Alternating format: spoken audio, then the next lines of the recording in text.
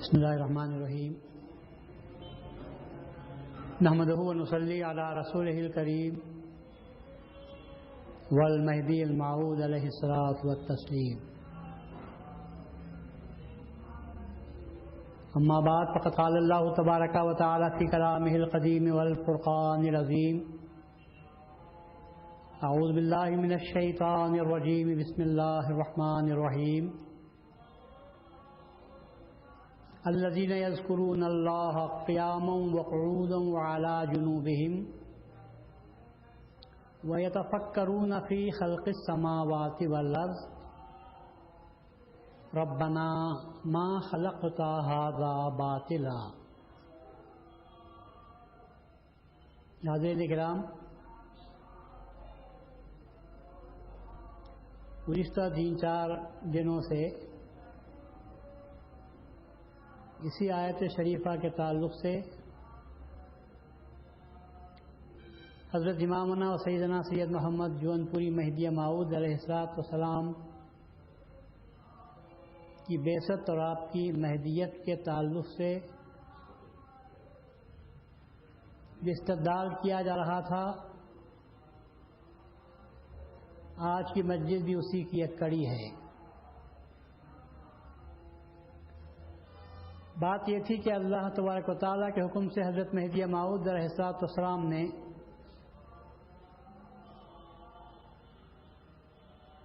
اولو الالباب سے مراد مہدی موعود علیہ السلام کی قوم قرار دیا تھا، اور مہدی موعود نے فرمایا تھا کہ حکم خداوندی ہوتا ہے کہ اولو الالباب سے مراد فقط تیری قوم ہے. اب اس قوم کے جو صفات اللہ نے بیان کیے قرآن شریف میں آیتیں آئی ہوئی ہیں،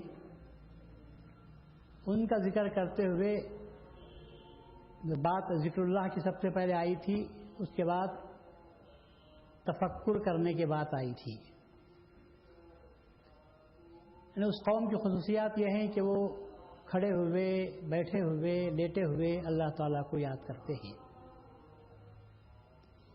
اور کل کی مجلس میں ایسے وعدہ کیا تھا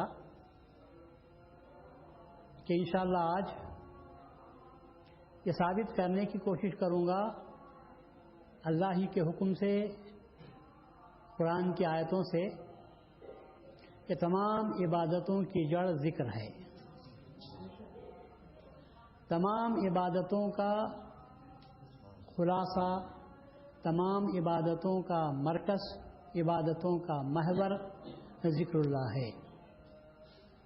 اگر عبادت میں سے ذکر اللہ کا عنصر ہٹا دیا جائے تو وہ رسم ہو جائے، کھیل ہو جائے. جب ان حرکات میں ذکر داخل ہوتا ہے تو اللہ اس کو عبادت کا نام دیتا ہے. اٹھتے بیٹھتے تو ہم ہر جگہ ہیں اپنے اپنے کام سے، لیکن جب جھکتے ہیں اور سبحان ربی العظیم کہتے ہیں تو وہ رکوع ہو جاتا ہے. تو وہ رکوع ہوتا ہے.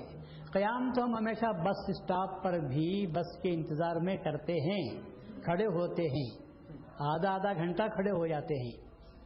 لیکن جب مسجد میں بھی کھڑے ہوتے ہیں اور الحمدللہ پڑھتے ہیں تو وہ قیام ہو جاتا ہے جو نماز کا فرض ہے. اور اسی طرح جھکتے ہیں کسی کے قدموں پر بھی تو ہم اس کو نیاز مندی کے نام سے یاد کرتے ہیں، عاجزی کے نام سے یاد کرتے ہیں. پلنگ کے نیچے اگر آپ کے جوتے چلے گئے ہوں تو آپ سجدے کی حالت میں بھی جا کر اس کے نیچے سے اپنے جوتے نکالتے ہیں، مگر اس کو کوئی سجدہ نہیں کہتا. لیکن جب پیشانی زمین پر رکھ کر سبحان ربی الاعلیٰ کہتے ہیں تو وہ سجدہ ہو جاتا ہے. تو حرکت میں جب ذکر آتا ہے اللہ کا تو وہ عبادت کہلاتا ہے.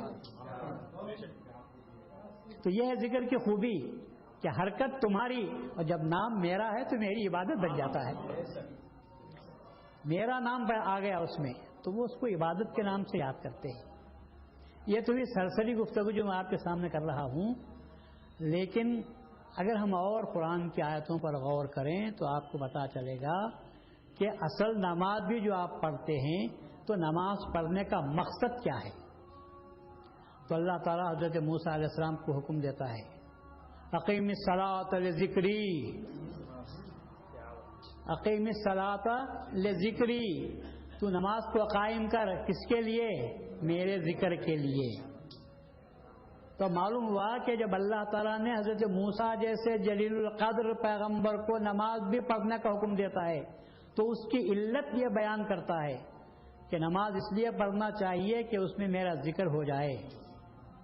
تو معلوم ہوا کہ نماز بھی اللہ تعالیٰ جب موسیٰ علیہ السلام کے اس واقعہ بیان کرتے ہوئے جب یہ بات فرماتا ہے تو یوں ہی نہیں فرماتا کہ یہ موسیٰ کے زمانے کی بات تھی یا موسیٰ سے تعلق رکھنے والی بات تھی، بلکہ جب اللہ یہ کہتا ہے کہ موسیٰ جیسے پیغمبر کو بھی میں نے نماز پڑھنے کا حکم دیا اور نماز کی علت یہ بتائی کہ اس میں میرا ذکر ہونا چاہیے، تو تم جیسوں کو بھی نماز ایسی ہی پڑھنی چاہیے کہ نماز پڑھو بھی اور نماز میں اللہ تعالیٰ کا ذکر ہونا چاہیے۔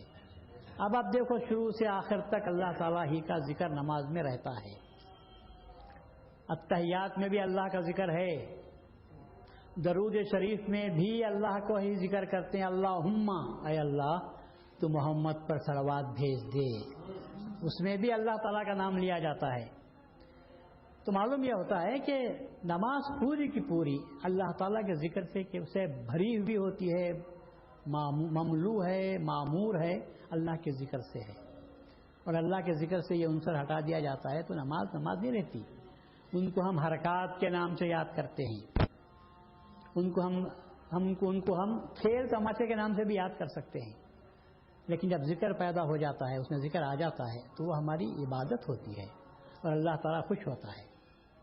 اور جب خوش ہونے کی بات آتی ہے تو اللہ تبارک و تعالیٰ کہتا ہے کہ دیکھو میں تم پر جتنی نعمتیں کر رہا ہوں، دے رہا ہوں، ان نعمتوں کا تم کو شکر ادا کرنا چاہیے، احسان فراموش مت بنو۔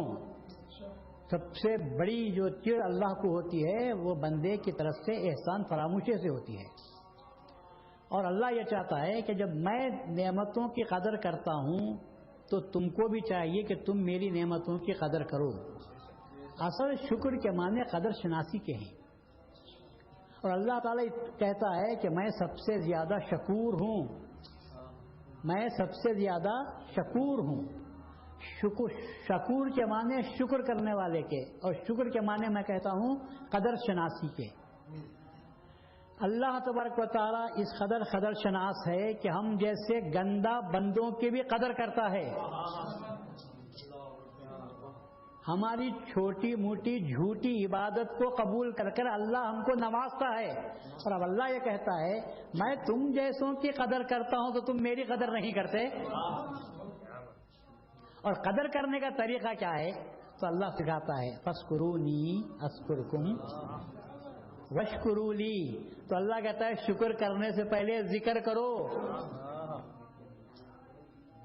شکر کرنے سے پہلے ذکر کرو۔ فَاذْكُرُونِي، تم میرا ذکر کرو، أَذْكُرْكُمْ، تو میں تمہارا ذکر کرتا ہوں۔ اور یہ ذکر ایسی عبادت ہے کہ پوری عبادتوں میں ایسی چیز آپ کو نہیں ملے گی۔ اللہ نے کبھی یہ نہیں کہا کہ تم میری نماز پڑھو میں تمہاری نماز پڑھتا ہوں، تم میرا روزہ رکھو میں بھی روزہ رکھتا ہوں، تم میرے گھر کا طواف کرو میں تمہارے گھر کا طواف کرتا ہوں۔ میں ذکر کے بارے میں کہا تم میرا ذکر کرو میں تمہارا ذکر کرتا ہوں۔ تم ناپاک زبان سے ذکر کرتے ہو میں پاک زبان سے ذکر کرتا ہوں، تم اپنے جیسوں میں ذکر کرتا ہوں میں تم سے اعلیٰ ملائے اعلیٰ کے طبقوں میں ذکر کرتا ہوں۔ تو پھر ہمارا جو ذکر ہے اللہ کا ذکر ہم زمین پر کرتے ہیں، اور اللہ تعالیٰ ہمارا ذکر آسمان پر بھی نہیں عرش پر کرتا ہے، عرش پر ہمارا نام اللہ ذکر ہمارا کرتا ہے۔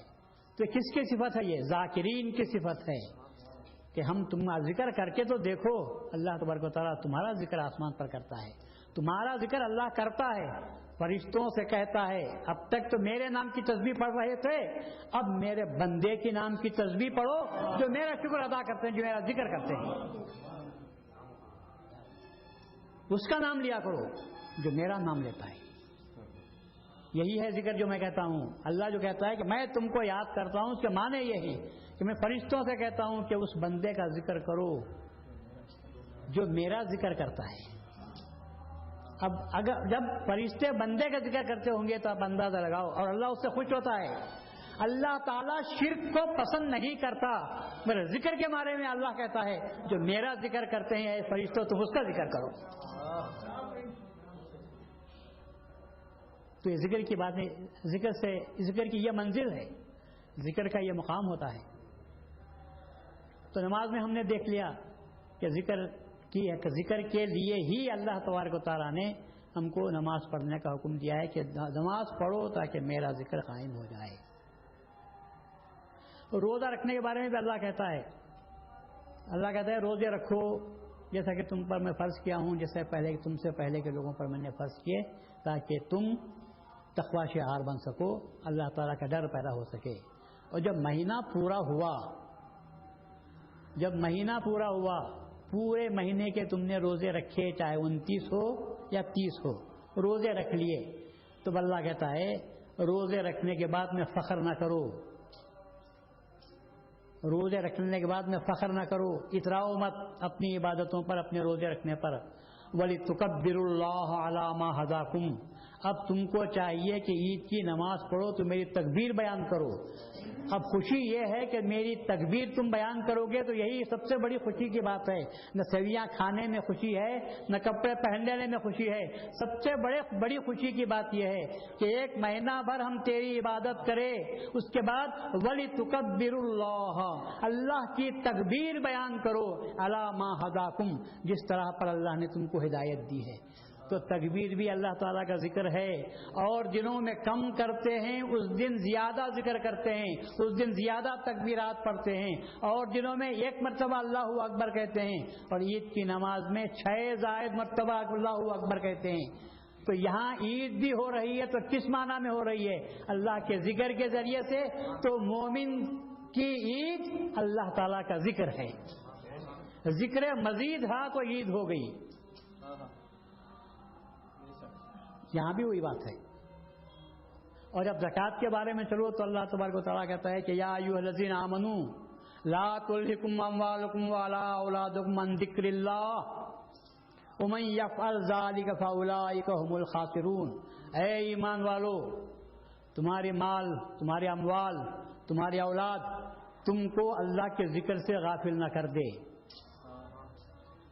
اموال اور اولاد انسان کی محبوب چیزیں ہیں. سب کو چھوڑتا ہے، مال کی جتن کرتا ہے، سب کو ترک کرتا ہے، اولاد کی حفاظت کرتا ہے. لیکن اللہ یہ کہتا ہے پر میرا ذکر ایسا ہے کہ ان کے مقابلے میں ان کو بھی چھوڑ دینا چاہیے.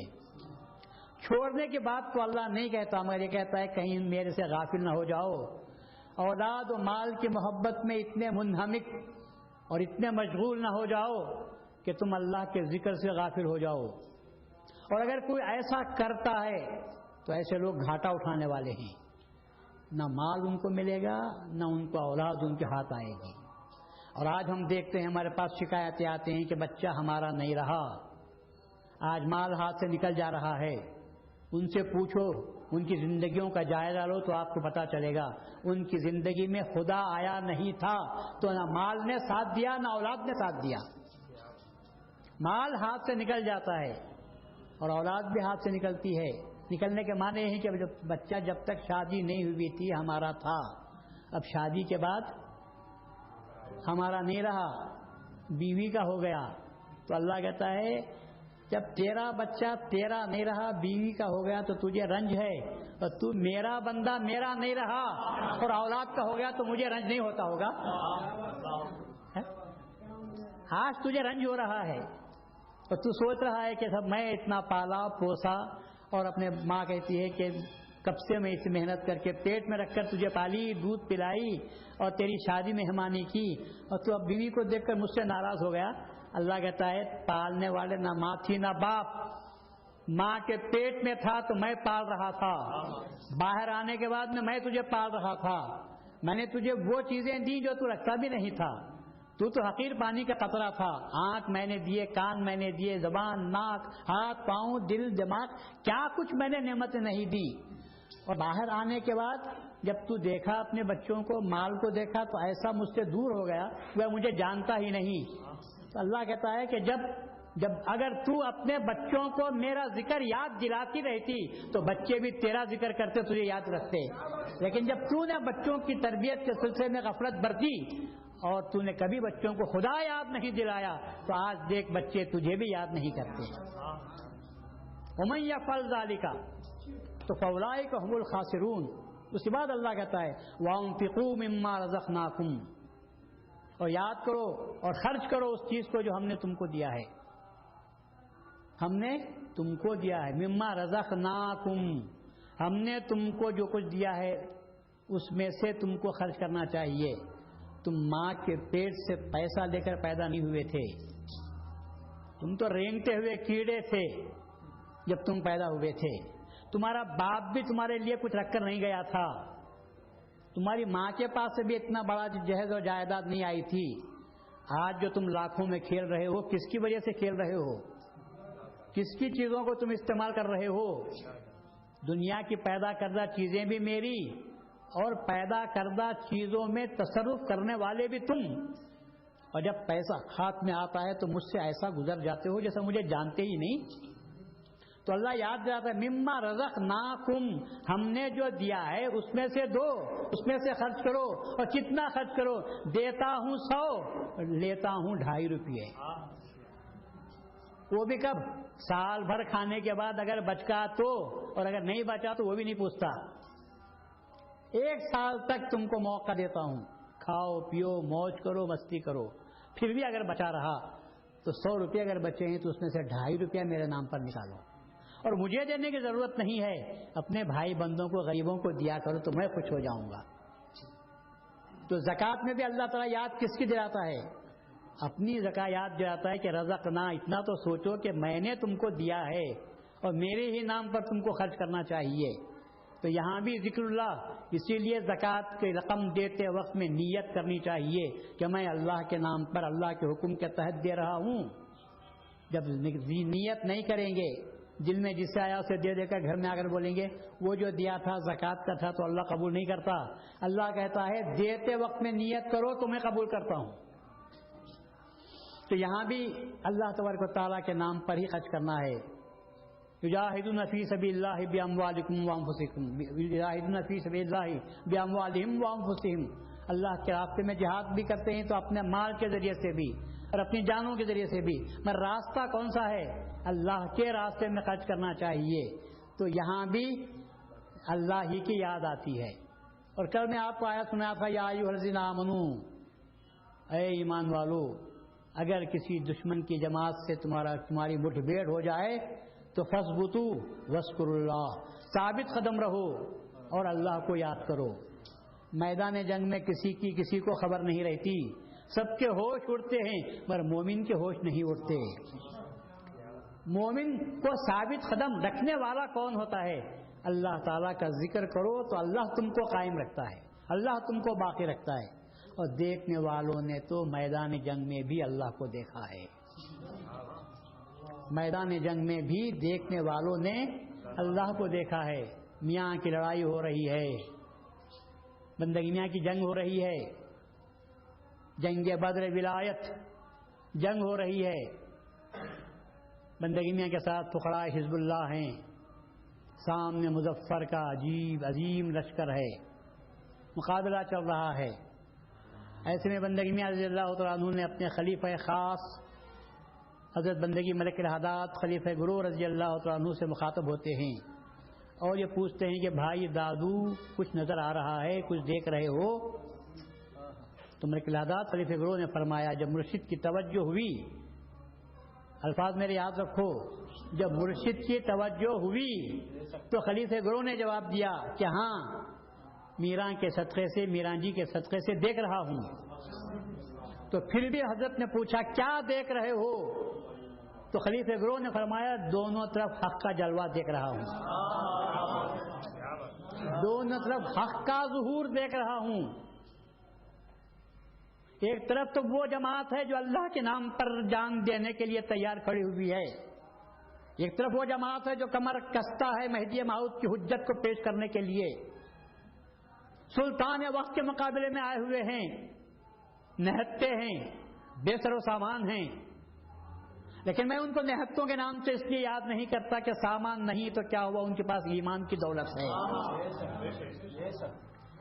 ایمان کے تلواروں کو، ایمان کے زروں کو، ایمان کے نیزوں کو، ایمان کے تبر کو وہ اپنے ساتھ لیے ہوئے بیٹھے ہوئے ہیں. اور وہ ایمان کے ساتھ آئے اور سامنے والوں کو دیکھتے ہیں کہ مختلف قسم کے سامان ہیں، لوہے میں غرق ہیں، زرا و خود پہنے ہوئے ہیں، تیر و تبر لیے ہوئے ہیں، بندوقیں تانے ہوئے ہیں، تلواریں کھینچے ہوئے ہیں، سوتے ہوئے ہیں. اور دونوں میں ایک طرف تو خدا کے دوست ہیں اور دوسرا خدا کے دشمن ہیں. لیکن خلیفہ گروہ فرماتے ہیں کہ دونوں طرف حق کا ظہور دیکھ رہا ہوں. پھر میاں نے پوچھا شک کی وجہ سے نہیں تاکہ دوسروں کو بھی معلوم ہو جائے. تو میاں نے پوچھا وہ کس طرح؟ تو خلیفہ گروہ نے جواب دیا ایک طرف جمال الہی کا ظہور ہو رہا ہے اور دوسری طرف جلال الہی کا ظہور ہو رہا ہے.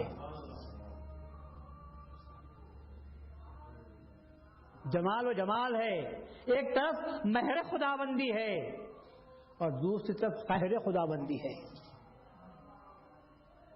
خدا تعالیٰ کی مہر ہے تو اللہ تبارک و تعالیٰ کے دوست اللہ کے راہ میں کھڑے ہوئے ہیں، اور دشمن آیا ہوا ہے تو اس پر اللہ کا قہر ہے. تو یہ حزب اللہ کے ذریعے سے خدا کی مہر کا ثبوت ہو رہا ہے اور دشمن کے ذریعے سے خدا کے قہر کا ثبوت ہو رہا ہے. ان کو اللہ غارت کرنا چاہتا ہے. تو جب تک خدا کا جلوہ نہیں ہوتا کائنات میں کوئی چیز پیدا نہیں ہوتی. ہر چیز کی تہ میں اگر جلوہ ہے تو صرف نور خدا کا ہے. نور نہیں تو کوئی پیدا نہیں ہوتا. ارے نور نہیں تو یہ بات چھوٹی سی آپ کو سمجھ میں نہیں آتی. اگر تعلیمات کی بات ہے میں اتنی بات تو آپ کے سمجھ میں آ جائے گی.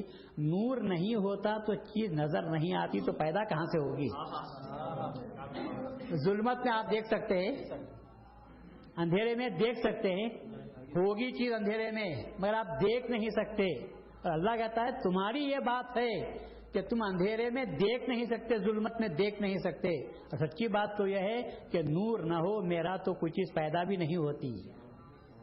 پیدائش کے لیے نور ضروری ہے، جب تک نور نہیں کوئی چیز پیدا نہیں. معدوم اسی کو کہتے ہیں جس پر نور نہیں ہے، اور وجود اس کو کہتے ہیں جس پر اللہ کا نور پڑ گیا. اب یہ تمہاری الگ بات ہے کہ نور خدا تو پیدا ہوتا ہے مگر نور خدا کو دیکھنے کے لیے نور ایمان بھی ضروری ہے. جب تک دو نور پیدا نہیں ہوتے اس وقت تک کوئی چیز نظر نہیں آتی. ایک خارجی نور کی ضرورت ہے، ایک داخلی نور کی ضرورت ہے.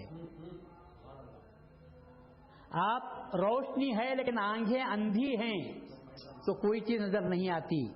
خارجی روشنی تو ہے، سورج چمکا ہوا ہے، لیکن جو اندھا ہے اس سے کہو تو کہے گا کہ میرے لیے دن اور رات برابر ہیں. اور اس کے ساتھ ساتھ آنکھیں تو ہیں لیکن خارجی روشنی نہیں ہے. لائٹ پوری آف ہو گئی سب جگہ سے، آنکھیں میری کھلی ہوئی ہیں اور میرے میں دیکھنے کی روشنی موجود ہے، پھر بھی چیز نظر نہیں آتی.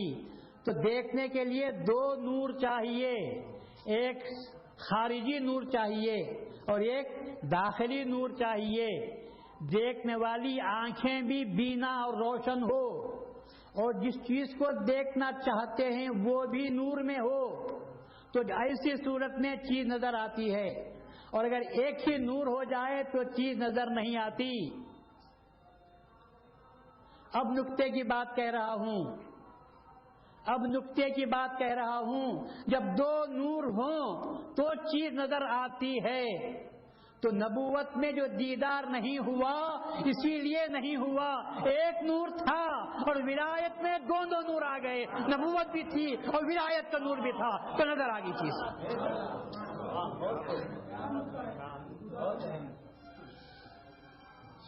موسیٰ بے ہوش ہو کر گر پڑے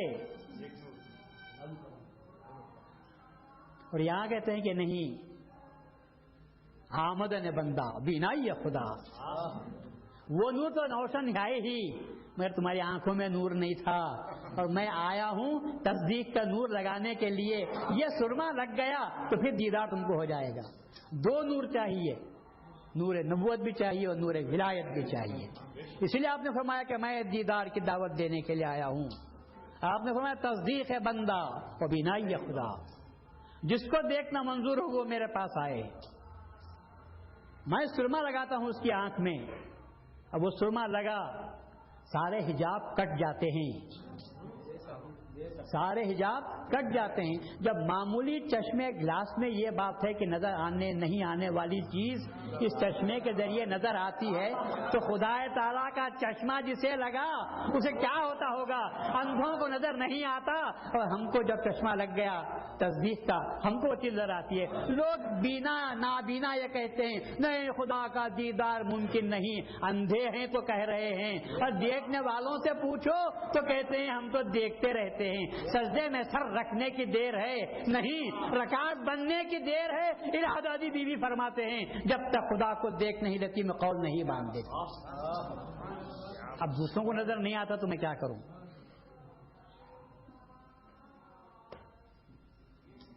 دونوں نور کی ضرورت ہے, دیدہ نبوت کی نور کی بھی ضرورت ہے, ولایت کی نور کی بھی ضرورت ہے.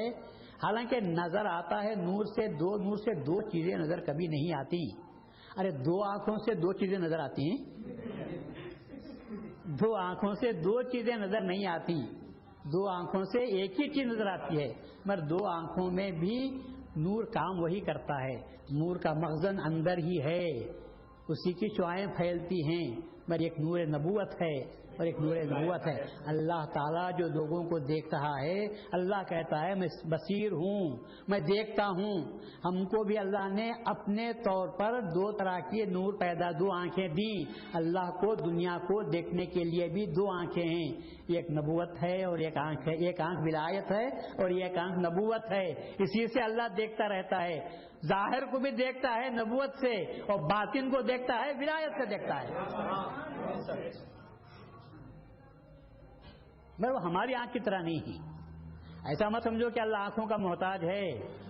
خدا دیکھنے کے لیے آنکھوں کا محتاج نہیں ہے, مگر اسباب تو اللہ اختیار کرتا ہے. ہدایت ہم کو دینا تھا, نبی کو بھیجا, سبب اختیار کیا.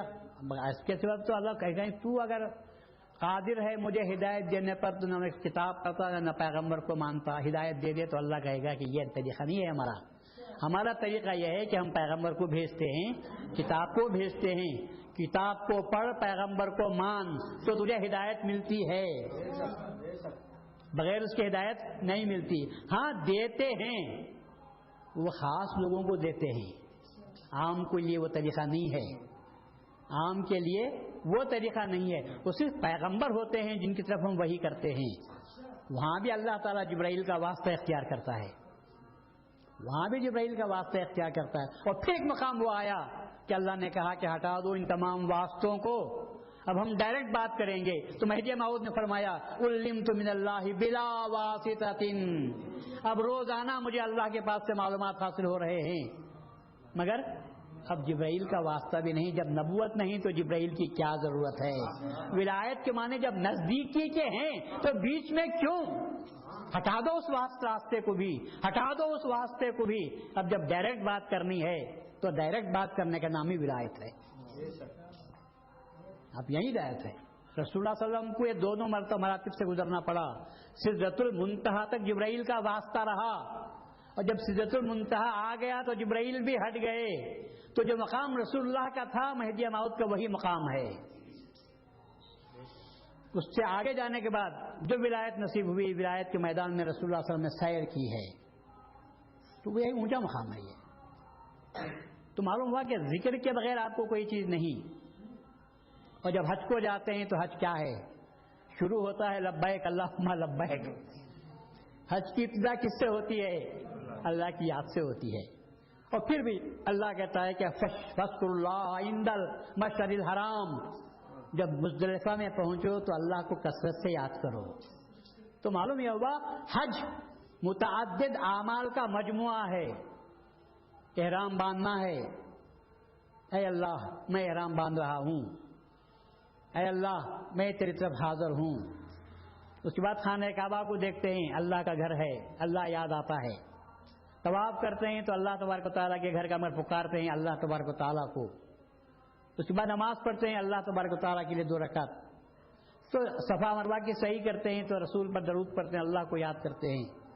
اس کے بعد میں مینا کو جاتے ہیں، اللہ کو پکارتے ہیں. عرفات میں جا کر تو اللہ کو گڑ گڑا کر رو رو کر پکارتے ہیں. عرفات میں اللہ کا ذکر ایسا ہے کہ ایک گھڑی اگر عرفات کے میدان میں ایک گھڑی کے لیے کوئی آدمی پہنچ گیا، اس کے بعد نکل گیا تو اس کا حج ہو جاتا ہے. زیادہ دیر کی بات نہیں کر رہا ہوں میں. ایک گھڑی بھی اگر عرفات کے میدان میں پہنچ گیا اور صرف اللہ کہا اور پھر وہاں سے نکل گیا، اس کا حج ہو گیا،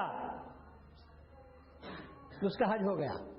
لوگ اعتراض کرتے ہیں بھئی یہ مہدوی شب قدر میں 2 رکعت نماز پڑھتے ہیں اور یہ سمجھتے ہیں کہ سارے سال بھر کی مہینے کی عبادت 1000 مہینوں کی عبادت سے افضل ہو گئی، پھر 2 رکعت کیا بھاری پڑ جاتے ہیں.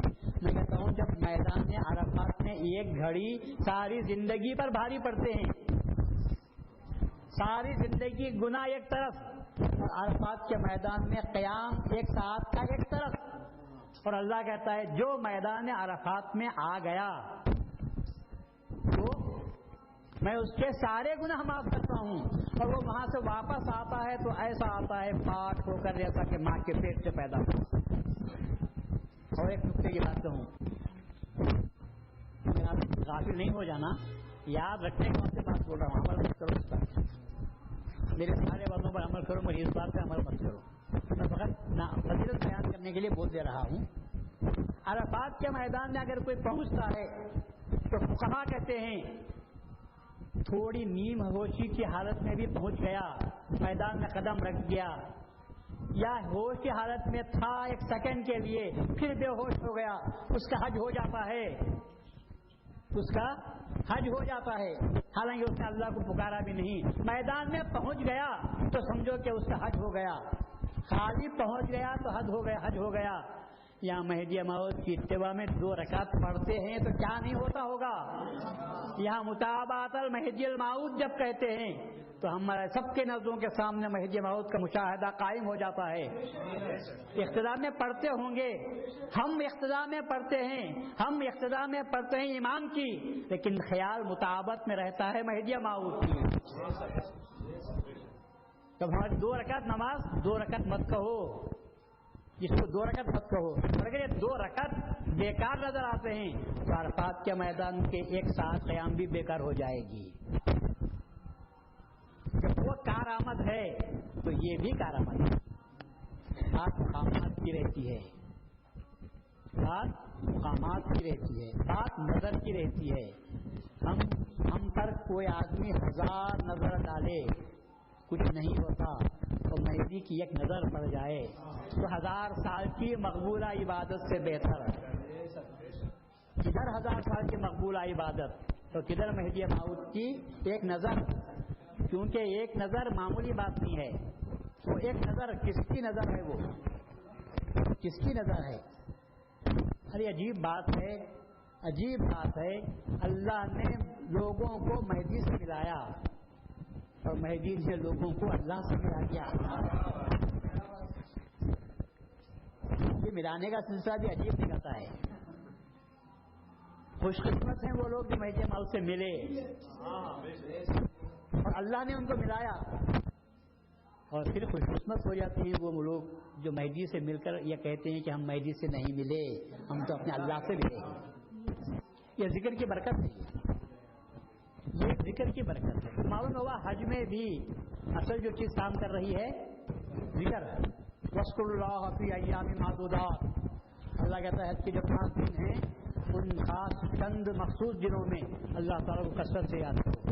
حج میں کام ہی کیا رہتا ہے سوائے اللہ کے ذکر کے اور کوئی کام نہیں. جو لوگ حج کو جا کر آئے ہیں پوچھو، کھانے کا ایک کام، اس کے بعد سوائے ذکر کے اور کوئی کام نہیں ہے، سوائے کھانے کے اور کوئی کام نہیں ہے دنیاوی اعتبار سے. اس کے بعد جو کام رہتا ہے صرف اللہ تعالیٰ کی یاد کا رہتا ہے. اگر حج کی نیت سے جا رہے ہیں تو، اگر شادی کے لیے جاتے ہیں تو اور بات ہے، ان کے لیے اور باتیں پیدا ہوتی ہیں. تو حج کی نیت ہے، شادی کے لیے تو ساری دنیا پڑی ہے، ساری دنیا پڑی ہوئی ہے، ساری عمر پڑی ہوئی ہے. اور اللہ کو پانے کے لیے 5 دن ہیں، صرف 5 دن ہیں. مکے میں دیکھو، مینا میں دیکھو، عرفات میں دیکھو، مزدلفے میں دیکھو، پھر خانہ کعبہ کو جاؤ. 5 دن ہیں. یہ 5 دن میں آپ اتنا کما سکتے ہیں، اتنا کما سکتے ہیں جو آخرت میں جانے کے بعد دنیا کے گناہوں کو دھونے کے بعد بھی نیکیوں کی پوٹلیاں تمہارے پاس رہیں گی. وہ 5 دن ایسے ہوتے ہیں کام کرنے کے. اس لیے بہت ہی اہم. یہ تو بعض وقت، بعض نظریں، بعض لوگ اور بعض نام ایسے ہوتے ہیں کہ وہ ایک نام یاد کر لیتے ہیں تو گناہ دھوئے جاتے ہیں. آپ تحیۃ الوضو پڑھتے ہیں، پہلی رکعت میں کیا پڑھتے ہیں؟ والذین اذا فعلوا فاحشۃ، اس کے بعد کیا کہتے ہیں؟ وذکروا اللہ. گناہ کے کام کرے ہیں، برائی کے کام کرے ہیں، اللہ کی نافرمانی کے کام کیے ہیں، خدا کی ناخوشی کے کام کیے ہیں. اور اللہ یہ کہتا ہے وہ ذکر اللہ.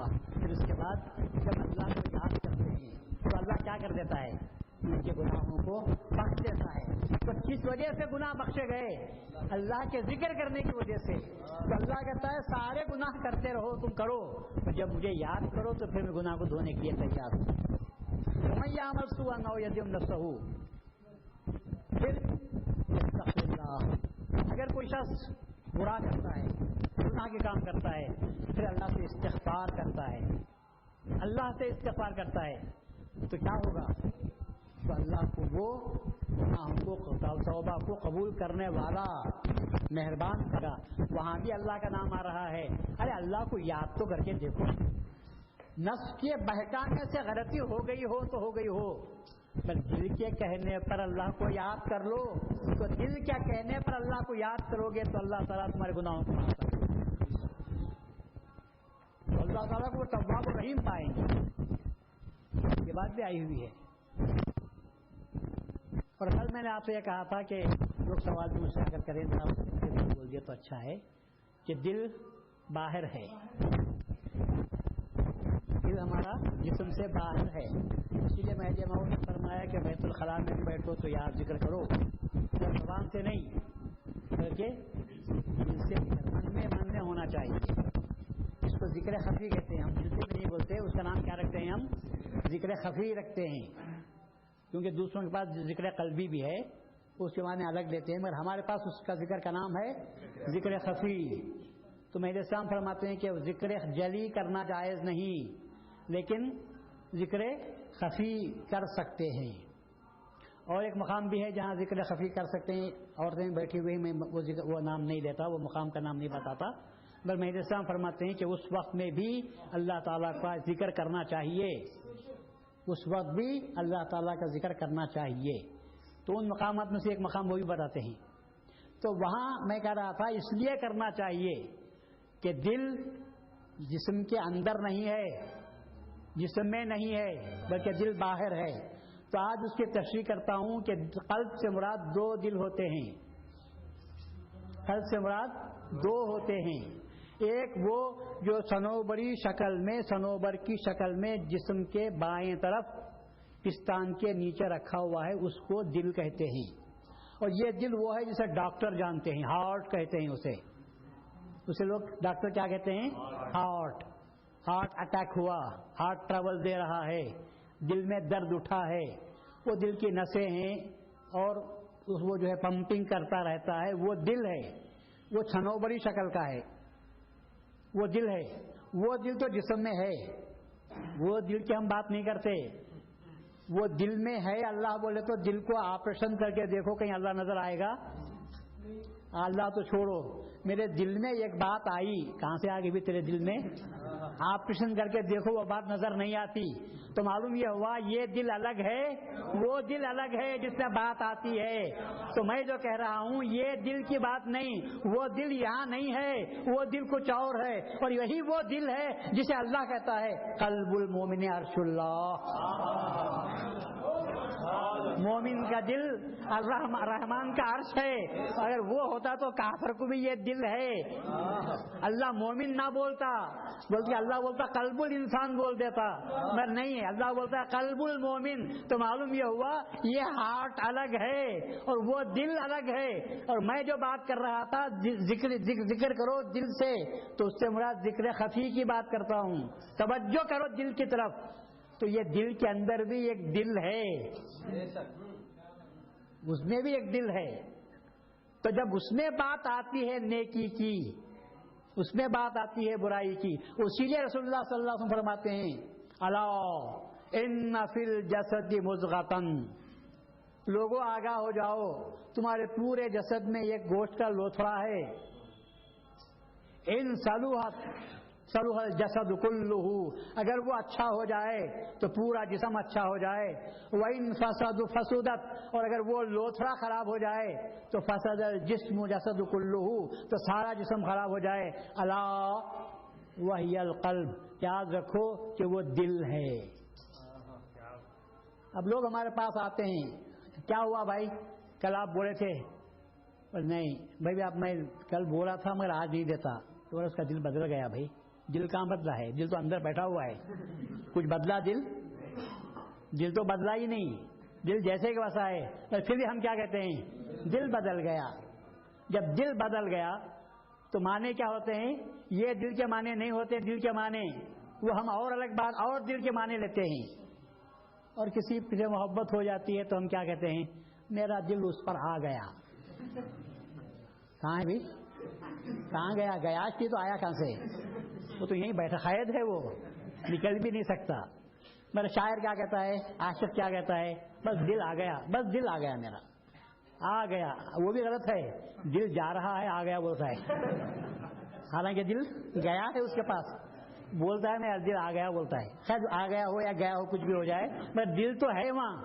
مگر وہ جو بولتا ہے میرا دل آ گیا، تو وہ دل سے مراد یہ دل نہیں بلکہ اور دل ہے. اس لیے میں کہتا ہوں وہ دل جو محبت کرتا ہے، وہ دل جو دوسرے پر آتا ہے، وہی دل کے لیے اللہ کہتا ہے وہ میرے میں لگا لے، مجھ سے لو پیدا کر لے تو تیرا دل میرا عرش بن جاتا ہے. جب میں یاد کرتا ہوں، تو مجھے یاد کرتا ہے، تو میں تیرے گھر میں آ جاتا ہوں، میں تیرے پاس آتا ہوں. اور آنے کے بعد ٹکتا کہاں ہے؟ دل میں ٹکتا ہوں. میں ٹکتا کہاں ہوں؟ تیرے دل میں ٹکتا ہوں. اسی لیے مسلم نے فرمایا قلب المومن عرش الرحمان، رحمان کا عرش ہے. مومن کے دل کو برا مت سمجھو، چھوٹا مت سمجھو.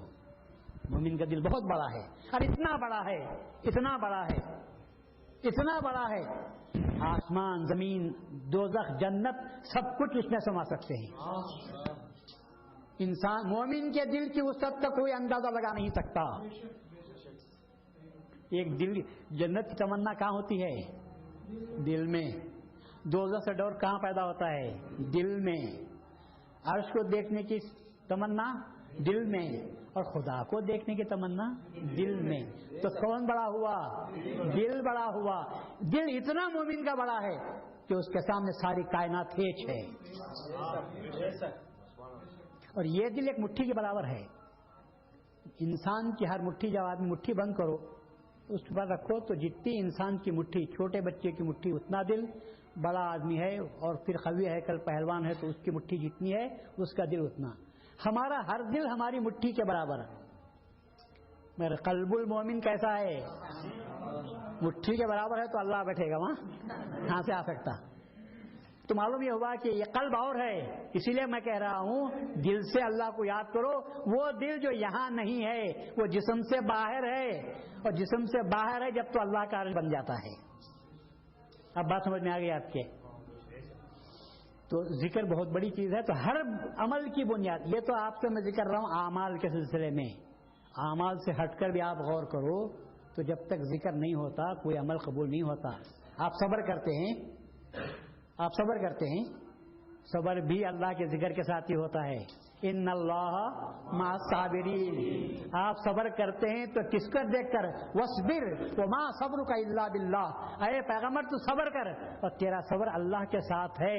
تو معلوم یہ ہوا صبر میں بھی اللہ تعالیٰ، شکر میں بھی اللہ تعالیٰ، ہر کام تم کرو اور کام میں آتا ہے کون؟ اللہ کا ذکر آتا ہے، اور ذکر ہوتا ہے تو اللہ طاقت ہم کو عطا کرتا ہے۔ کس کی مجال کہ مصیبتوں پر، اللہ تعالیٰ کی جانب سے آنے والی مصیبتوں پر ذکر انسان صبر کر لے، لیکن جب اللہ کو یاد کر لیتا ہے تو صبر آ جاتا ہے۔ مرشد جب تعزیت کہتے ہیں کہ صبر کرو تو عجیب صبر آ جاتا ہے۔ رونے پڑھانے والے سب کو صبر آتا ہے، کیوں؟ اس لیے صبر آتا ہے کہ وہاں اللہ کو یاد دلایا جاتا ہے کہ بھئی یہ آدمی خود سے مرا نہیں، دشمن نے مارا نہیں، اللہ نے مارا ہے، اور اللہ وہ ہے جو ارحم الراحمین ہے۔ اللہ کو تم ظالم سمجھتے ہو، وہ نہیں، اللہ ظالم نہیں ہے۔ تو جب اللہ ظالم نہیں ہے تو اللہ نے موت بھیجا، اور اللہ ارحم الراحمین ہے، تو اس کے لیے شاید موت ہی اچھی تھی تو اللہ نے اس کو وہ تحفہ دیا ہے۔ تم کیوں نالاں ہو، تم کیوں گریا کرتے ہو؟ تو صبر آ جاتا ہے۔ کس کے نام کے ساتھ صبر آیا؟ اللہ کے نام کے ساتھ صبر آیا، اور اللہ کا نام نہ لے کر تم دنیا کی باتیں کرو تو صبر نہیں آتا۔ تو ان اللہ مع الصابرین، صبر بھی کرتے ہیں تو اللہ کے نام کے ساتھ۔ ہر کام اللہ کے نام آتا ہے تو عبادت بن جاتا ہے، ذکر کے بغیر کوئی کام نہیں ہوتا۔ تو ذکر اسی واسطے اللہ کہتا ہے کہ صاحبان عقل وہ ہیں جو ذکر کو پکڑتے ہیں، یہ ان کی عقل مندی ہے، وہ سمجھ گئے اس بات کو کہ ذکر کیا ہے؟ ماسٹر کی۔ کوئی بھی خفل کھولنا چاہے تو کیا ہے؟ یہ ہر خفل کھل جاتا ہے آپ کا ذکر کے ذریعے سے، ماسٹر کی ہے یہ۔ اور مہدی موعود نے اسی ماسٹر کی کو ہمارے حوالے کیا اور کہا نادان یہ ماسٹر کی رکھ لے، شکر کرنا ہے ذکر کر، صبر کرنا ہے ذکر کر، تکلیف میں ہے ذکر کر، مجلس میں بیٹھا ہے ذکر کر، جنگ کو جا رہا ہے ذکر کر، بھوک لگی ہے ذکر کر۔ ہمارے لوگوں کے پاس فخر و فاخر میں مبتلا تھے مہدوی، لیکن کسی کو بھوک ستاتی نہیں تھی، اس لیے کہ وہ ذکر میں رہتے تھے، اور جب ذکر میں رہتے ہیں تو اللہ کہتا ہے تمہارا کھانا تو ذکر ہی ہے، تم بھوکے کہاں ہو؟ جب مہدی موعود سے پوچھا گیا کہ تمہارے فقراء بھوکے ہیں، 8 دن 11 دن نکل جاتے ہیں، کھاتے کیا ہیں؟ وہ بھوکے رہتے ہیں، فاقے میں رہتے ہیں، بھوکے رہتے ہیں۔ میرے سامنے فرمایا خبردار، ہمارے جو ہیں وہ بھوکے نہیں رہتے، وہ کھاتے رہتے ہیں۔ پوچھا کیا کھاتے ہیں؟ فرمایا مہدی نے خود ہی کھاتے ہیں۔ جب خدا کے ساتھ رہتے ہیں تو کیا کھاتے ہیں؟ خود ہی کو کھاتے ہیں، اور جب خود ہی کھائے تو پیٹ بھر گیا، مگر کھاتے تو ہیں کچھ نہ کچھ۔ یہ مت سمجھو کہ کھانا ہی کھانا ہے، نہیں، خود ہی کو کھا لیتے ہیں۔ جب خود ہی کو کھا لیا تو سیراب ہو گئے، پیٹ بھر گیا، اور جب پیٹ بھرا تو شکر ادا ہوا۔ دن جو فاقے میں کٹا رات خوشی سے گزری، دن جو فاقے سے کٹا رات خوشی سے گزری، پیٹ بھر کھایا تو لوٹا کیا انگاروں پر۔ اب روزہ کھول کر کھاؤ، دم ڈٹ کر کھاتے ہیں ہمارے پاس، روزہ کھولنے کے بعد میں چھوٹا موٹا کھا کے اٹھتے ہیں، نہیں، وہ دن بھر میں جتنا باقی تھا وہ سب پوری کسر نکالتے ہیں۔ نہیں بھائی، روزے سے کھاؤ، روزے سے ہی کھاؤ، کھا لیتے ہیں، کھا کر خوب پیٹ بھر کر کھائے، اس کے بعد اٹھاؤ تو بولے ذرا پکڑ کر اٹھاؤ بھائی، اٹھنے سے کرو۔ اب اس کے بعد وتر کو نماز کو چلو، تراویح کو، یہ ذرا زیادہ کھا جا دھونے والے، ذرا لیٹ جاتا ہوں۔ تو پیٹ بھر کھایا تو لوٹا کیے انگاروں پر۔ فقراء وہ ہوتے ہیں پیٹ بھر کھاتے ہیں تو انگاروں پر لوٹتے ہیں، اور دن اگر فاقے سے کٹتا ہے تو رات خوشی سے گزرتی ہے، بے چینی نہیں ہوتی، بدہضمی نہیں ہوتی، بے چینی نہیں ہوتی، کیونکہ پیٹ میں کھانا پڑتا ہے تو بے چینی شروع ہوتی ہے۔ روزے سے آپ رہو تو مغرب تک بھی کام کرتے رہتے ہیں، کام کرنے کی امنگ رہتی ہے، اور جہاں افطار کر کے پانی پی لیے اس کے بعد نہیں بھی اب افطار ہو گیا، ٹھہرو ذرا اترنے دو بھائی نیچے، اچھا تو نے نہیں اترا، انہیں نیچے اتر گیا ہے۔ تو وہاں بھی تو فخر و فاقے میں انسان بھوکا نہیں رہتا، اللہ تعالیٰ اس کو کھلاتا رہتا ہے۔ رسول اللہ صلی اللہ علیہ وسلم جب فاقہ کرتے تھے تو بی بی خدیجہ کبریٰ کہتے تھے کہ کھاؤ کچھ، یا رسول اللہ کھاؤ طاقت پیدا ہوگی۔ تو اس نے جواب دیا کہ نہیں، ابھی تو ان ربی یطعمنی ویسقینی، میں اپنے رات گزارتا ہوں تو اللہ کے پاس گزارتا ہوں، اللہ مجھے کھلاتا بھی ہے اور پلاتا بھی ہے، تو کیا کھلاتا ہوگا اور کیا پلاتا ہوگا، پر اللہ کے رسول اللہ کہتے ہیں کہ میں گزارتا ہوں۔ مہدی موعود پر گزرے 12 سال جذبے کے، بی بی لازم نے کہا میران جی کچھ تو کھاؤ، کہ کچھ تو کھاؤ تاکہ قوت آپ کو نصیب ہو جائے۔ تو آپ نے فرمایا کہ قوت کھاتے کس لیے ہیں؟ کہا قوت کے لیے۔ کہا جب بندے کو بغیر قوت کے اللہ میں دے دیتا ہے تو پھر قوت کی کیا ضرورت ہے؟ اس قدر تجلیات کی غذا مجھے پہنچتی رہتی ہے کہ اس کے ذریعے سے پھر مجھے کوئی قوت کی یا دنیاوی غذا کی مجھے ضرورت نہیں ہوتی۔ جب روحانی غذا مل جاتی ہے تو جسمانی غذا کس کام کی ہوتی ہے؟ یہ سب کس میں رہا، کس میں رہے تھے؟ ذکر اللہ، تجلیات الہی میں تھے۔ اور ایسے تجلیات کہ فرماتے ہیں کہ اگر اس کے ایک چھینٹا بھی پڑ جائے کسی نبی مرسل پر، ملک مقرب پر، تو قیامت تک اس کو ہوش نہ آئے گا، قیامت تک اس کو ہوش نہیں آئے گا۔ تو یہ تجلیات تھے جو حضرت مہدی موعود علیہ السلام پر جا رہے تھے۔ تو یہ سب فضائل کس کے ہیں؟ یہ ذکر کے ہیں۔ تو اللہ تبارک و تعالیٰ اور یہ فضائل یہ جو بیان کیا، پھر رسول اللہ صلی اللہ علیہ وسلم نے فرمایا، بی بی عائشہ صدیقہ رضی اللہ تعالیٰ عنہا فرماتے ہیں کان رسول اللہ صلی اللہ علیہ وسلم یذکر اللہ کل احیانہ، رسول اللہ صلی اللہ علیہ وسلم ہر وقت خدا کو یاد کرتے تھے۔ لوگ آج کل کے علماء کہتے ہیں ذکر مستحب ہے، نماز فرض ہے اور ذکر کیا ہے؟ مستحب کے معنی کیا؟ کرے تو بھی چلتا ہے، نہیں کرے تو بھی چلتا ہے۔ اور رسول اللہ صلی اللہ علیہ وسلم کا عمل کیا تھا؟ کان یذکر اللہ کل احیانہ، جملہ اوقات آپ کے اللہ کو یاد کرتے تھے۔ رسول اللہ کی اس سنت کو اگر کسی نے ادا کیا ہے تو مہدی موعود اور مہدی موعود کی قوم نے بھی۔ خالی مہدی موعود کا خاموش مت ہو جاؤ، قوم مہدی نے بھی کیا مہدی موعود کے صدقے سے۔ تو جو کام پیغمبروں نے کیا مہدی موعود نے اس کو قوم میں لگا دیا۔ کیوں؟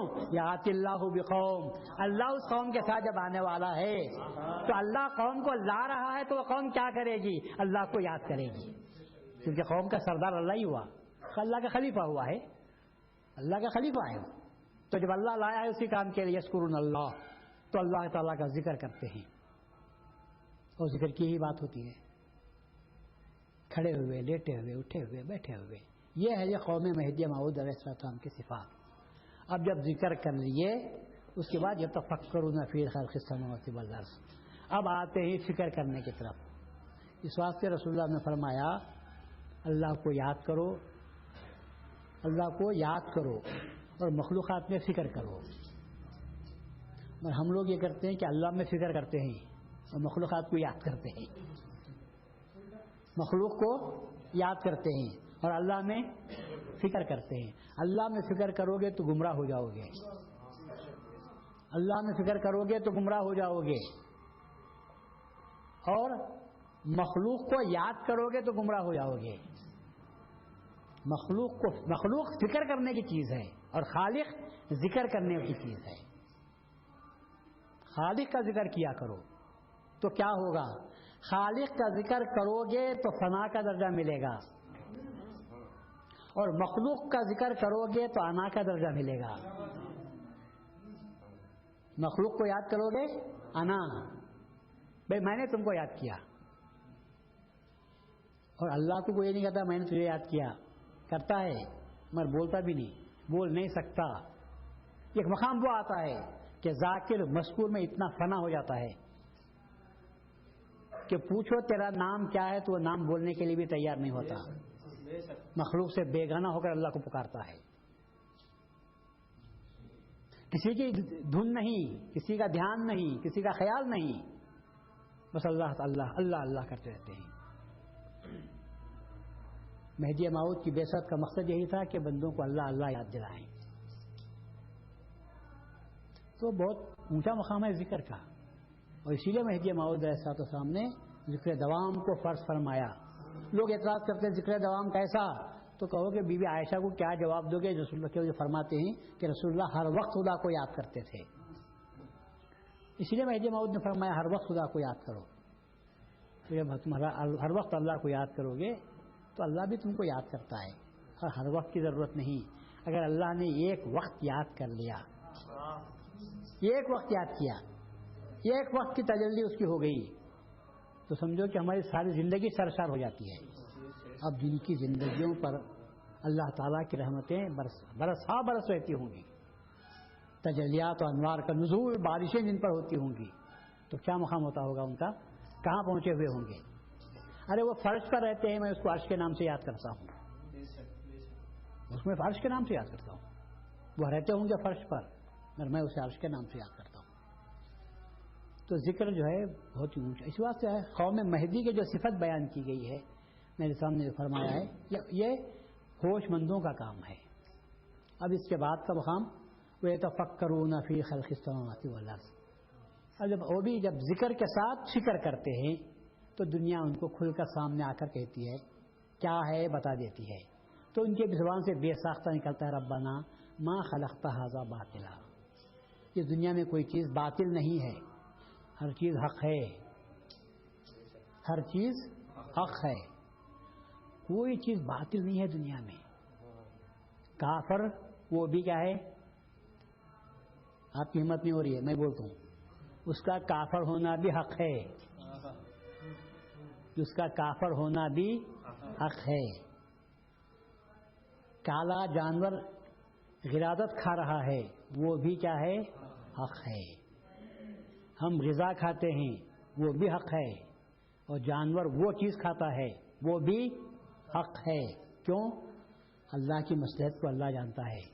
اگر وہ جانور غلازت کو کھانے والا جانور خدا نہ پیدا کرتا تو ساری دنیا میں غلازت ہو جاتی۔ چند جانوروں کو اللہ نے پیدا کیا ہے تاکہ غلازت کو کھائیں، تمہاری کو خدمت بخشنے کے لیے، تم کو صحت عطا کرنے کے لیے۔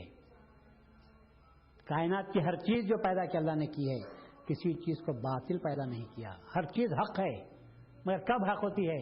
جبکہ اللہ اس کو جس مقصد کے لیے پیدا کیا ہے وہ کام کرتے ہیں، اسی کو حق کے نام سے یاد کرتے ہیں۔ اور سب کام، سب لوگ، سب مخلوق اللہ کے عطا کردہ کام کو کر رہی ہے سوائے انسان کے۔ اللہ کہتا ہے نماز پڑھو،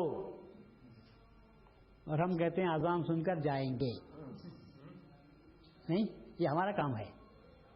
اللہ کہتا ہے روزہ رکھو، ہم کہتے ہیں نہیں، میرا بی پی ہے، میں روزہ رکھ نہیں سکتا۔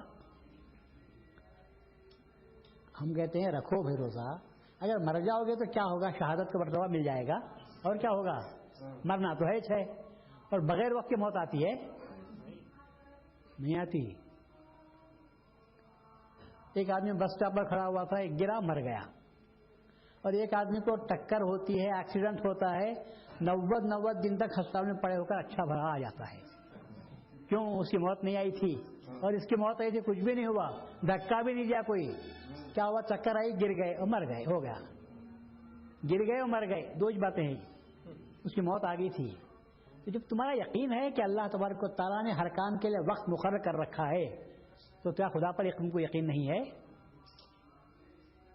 فرض کی تکمیل میں جان کا جانا بہت بڑا کام ہے، اور سب سے وہ کام اللہ نہیں دیتا۔ اللہ جن کو چاہتا ہے ان سے ہی وہ کام لیتا ہے کہ میرے فرض کی تکمیل میں جان زیادہ ہوتی ہے۔ تو اللہ تبارک و تعالیٰ نے جو بھی پیدا کیا ہے وہ سب کا سب حق ہے، کہیں بھی آپ کو باطل نظر نہیں آئے گا۔ کافروں کا لڑنا بھی حق ہے، کافروں کا ایمان والوں سے لڑنا بھی حق ہے، کیونکہ اگر کافر نہ لڑیں گے تو ایمان کا حقانیت پر ثابت ہونا کہاں سے ثابت ہو سکتا ہے؟ جب یہ لڑے ان سے اور ان کے اپنی صداقت کا ثبوت پیش کرتے ہوئے جان بھی دے دیے، تو کافر دیکھ کر دنگ ہوتا ہے کہ یہ کیسے لوگ ہیں، اور سب کو دنیا کو معلوم ہوتا ہے کہ یہ اتنی حق بات ہے کہ لوگ اس پر جان بھی دے سکتے ہیں۔ امام حسین کا لڑنا بھی حق پر تھا، اور یزید جو کر رہا تھا ناحق پہ لڑا تھا، ہم اس کو بھی حق نہیں، باطل نہیں بولتے، کیونکہ اس کے ذریعے سے امام حسین کا مرتبہ بڑھا تو کس کی وجہ سے بڑھا؟ حقانیت پر ثابت قدم رہنے، اور ثابت قدمی کب ثابت ہوئی؟ باطل سے لڑنے میں معلوم ہوا، اور باطل نہ لڑتا تو حقانیت کہاں ثابت ہوتی تھی؟ تو اللہ نے جو چیز بھی پیدا کی ہے حق پیدا کی ہے، اور مہدوی حق کو دیکھتا ہے، اس واسطے مہدوی رنجیدہ نہیں ہوتا۔ رنج کب ہوتا ہے؟ کوئی چیز چلی جاتی ہے تو رنج ہوتا ہے، اور ہم کہتے ہیں کہ ہم سے کوئی چیز جانے والی نہیں ہے. ہم کو رنج ایک ہی بات میں ہوتا ہے, ایمان گیا تو رنج, اور ایمان نہیں ہے تو اللہ. ہم تو کہتے ہیں ایمان گنج ہے, ایمان خزانہ ہے, یہ خزانہ گیا تو رنج ہے, اور باقی کی سب چیزیں تھوڑے ہی. خزانہ محفوظ ہے اور یہ چھوٹی چیزیں چلی بھی ہیں, جانے دو. کون لیے؟ اللہ کا بندہ ہی لیا ہوگا. ٹھیک ہے, تو یہ نظر اونچی رکھنا چاہیے اور اللہ کی ذکر میں لگے رہو. 24 گھنٹے اللہ کو یاد کرتے رہو, چلتے پھرتے کھاتے پیتے اٹھتے بیٹھتے پیستے پکاتے نہاتے دھوتے ہر کام میں ذکر کرو. تو پھر ہاں کبھی سہون ہو جائے, بھول ہو جائے تو اللہ معاف بھی کر دیتا ہے. بھول تو ہر ایک سے ہوتی ہے, بھول چوک ہر ایک سے ہوتی ہے. یہاں بیٹھے ہوئے اتنے لوگ ہیں, سب ہوشیاری ہے نا, سب کے سب ہوشیار ہیں, کوئی بھی نادان تو ہے نہیں. اور کوئی مجھے بول سکتا ہے کہ حمام میں نہاتے وقت میں صابن لگاتے لگاتے اس کے ہاتھ سے صابن پھسل کر نہیں گرا, کوئی بھی بول سکتا ہے؟ نہاتے نہیں ہر ایک حمام میں, صابن لگاتے نہیں لگاتے, تو لگاتے لگاتے کبھی کیا ہوتا ہے, صابن نیچے کا زمین پر گر جاتا ہے. بہت ہوشیار آدمی, احتیاط سے بھی رگڑو تم. بس زندگی میں کبھی ایسا بھی ہوتا ہے آپ بچاتے رہتے ہیں, نیچے گئے جا کے صابن گر جاتا. چوک ہوتی نہیں ہوتی؟ تو سب سے چوک ہوتی ہے, ہوشیار سے بھی چوک ہوتی ہے, سب سے چوک ہوتی ہے. چوک سے کوئی بچتا نہیں, نسیان سے اور سہو سے کوئی نہیں بچ سکتا, سب سے ہوتی ہے. تو اللہ کہتا ہے کہ میں معاف بھی کر دیتا ہوں, اگر بھول چوک ہو جائے تو معاف کرتا ہوں. تو اللہ سے ذکر کرتے رہو, کبھی بھول چوک ہو جائے تو استغفار کرو, اللہ تعالیٰ اس کو بھی قبول کر لے گا. یا اللہ جتنا ہو سکا میں کر رہا ہوں, بقیہ اوقات میں اگر بھول ہو گئی تو تم معاف فرما. تو اللہ تعالیٰ اس کو دیکھ کر اس کو معاف کر دے گا. خدا سے میں دعا کرتا ہوں کہ باری تعالیٰ ایمان کی توفیق تو دی ہے تو نے, ایمان کی سلامتی عطا فرما.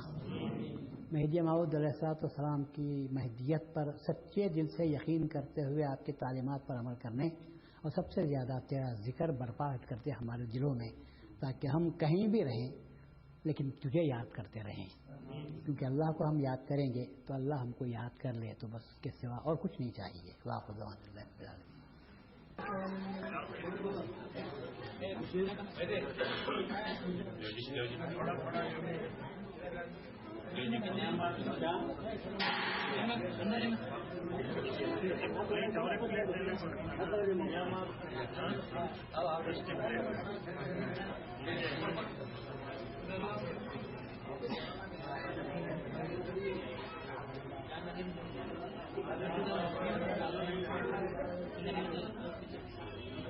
رب العالمین.